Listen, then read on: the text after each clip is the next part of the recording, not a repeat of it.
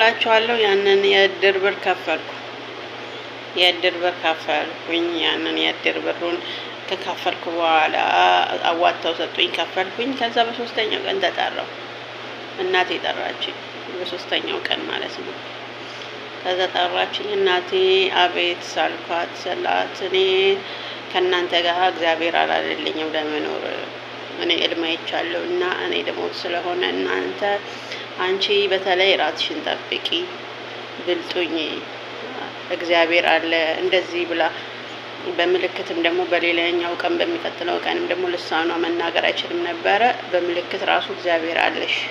እኔም በጣም ተወደኝ ነበረ እናቴ፣ በጣም ተወደኝ ነበር። እኔ እናቴ ብትኖር ኖሮ እንደምንም ሰርታ ደህና ደረጃም ታድርሰኝ ነበር ብዬ አስባለሁ። ያው እግዚአብሔር ስላላለ ነው እንጂ ማለት ነው።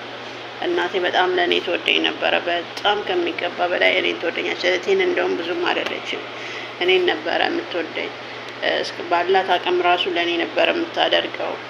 የእውነቴን ነው የምላችሁ። እኔ ሰው ቤት ራሱ ሰርቼ የወሰድኩትን ብር ራሱ መልሳ ደግሞ እሷ ለእኔ መልሳ ነው ለእኔ የምትገዛበት። እናት እንደዚህ ነች። እና አሁን ያለውበት ደረጃ ደግሞ ሳየውና የእናትን ሳይና የሰውን የሌላ ሰው ከባድ ነው። ከዛ ሰው ጋር መኖር ስላልቻልኩኝ ራሴን ችዬ እንደዚህ ስበር አለሁ እንዳሞራ።